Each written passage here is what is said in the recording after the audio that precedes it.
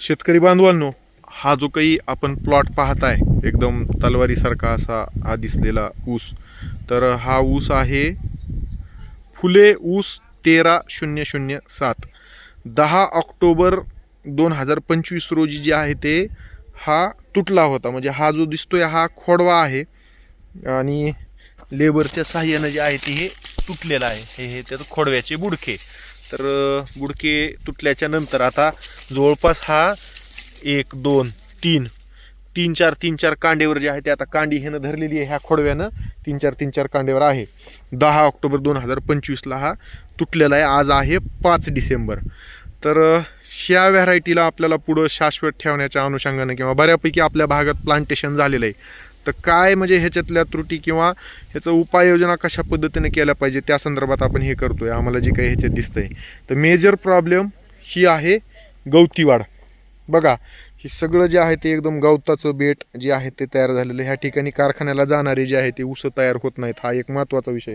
तसंच आपण इथं सुद्धा बघू शकता ही अशा पद्धतीची प्रचंड मोठी जी आहे ते गवताळ वाढ.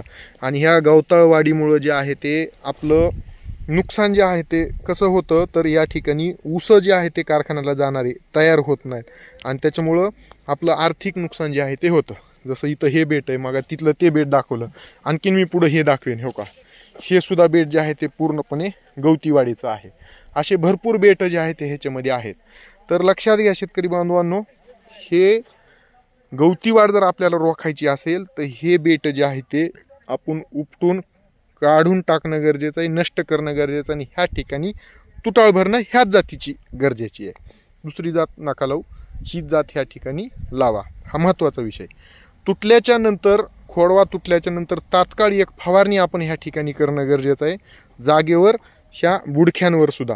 तर ती काय घ्यायची आहे, साफ नावाचं बुरशीनाशक. ते तुम्ही म्हणजे घटक त्याच्यातले सांगतो, कार्बाइडिझम आणि मॅनकोझेब किंवा फक्त 22 जरी 50% घेतलं, कार्बाइडिझम नावाचा घटक आहे त्याच्यामध्ये, 2 ग्रॅम प्रति 1 लिटर पाणी घेतलं तरी सफिशियंट आहे.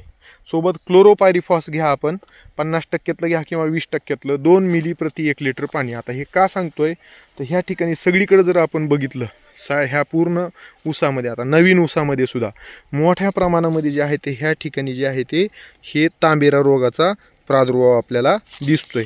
हे जे स्पॉट्स आहेत हो का, खाली जर बघितलं आपण तर हा तपकिरी तांबेरा आहे. सगळ्या ठिकाणी हा तांबेरा आपल्याला निदर्शनास येतो आहे. आणि मग ह्याचं व्यवस्थापन करणं गरजेचं आहे. कारण की हा तांबेरा जर असाच राहिला तर ह्या तांबेऱ्यामुळं आपलं ऊस पिकाचं प्रकाश संश्लेषण जे आहे ते अडथळे निर्माण होतात.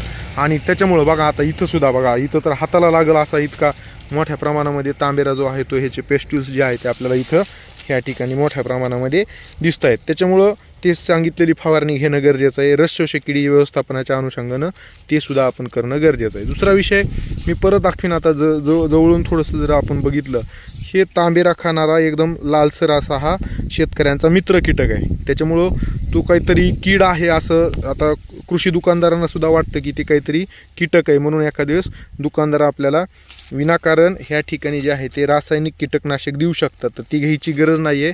हा जो काही कीटक दिसतोय एकदम लालसर रंगाचा, हा इथं एकच दिसतोय. तर हे आहे मित्र कीटक. हा रस्ट फिडिंग लार्वा आपण त्याला म्हणतो, जो तांबेऱ्याची बीजाणू खातो. म्हणजे ही जी काही लालसरपणा आपल्या इथं वाढलेला आहे, ही जी काही बुरशी आपल्या शेतात पडते आणि परत आपल्या पिकावर वाढते, तर ते वाढू नये त्याच्यासाठी नैसर्गिकरित्या व्यवस्थापनासाठी तो काम करत असतो.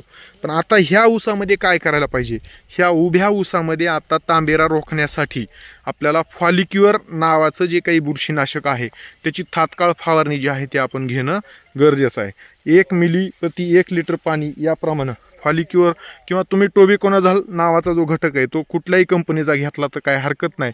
पण तात्काळ आपण 13007 असेल, 15012 असेल किंवा 15006 हे ज्यांचे खोडवे आहेत त्यांनी असं जर प्रॉब्लेम तुमच्या शेतामध्ये आता दाखवल्याप्रमाणे हा तांबेऱ्याचा जर दिसत असेल मोठ्या प्रमाणामध्ये, तर आपण तात्काळ उपाययोजना जी आहे ते, हे पानाच्या खालची साईड आहे, तर तात्काळ उपाययोजना जी आहे ते आपण ह्या ठिकाणी कराव्यात. आणि गवताळवाडीचे बेट मात्र उपटून नष्ट करावेत.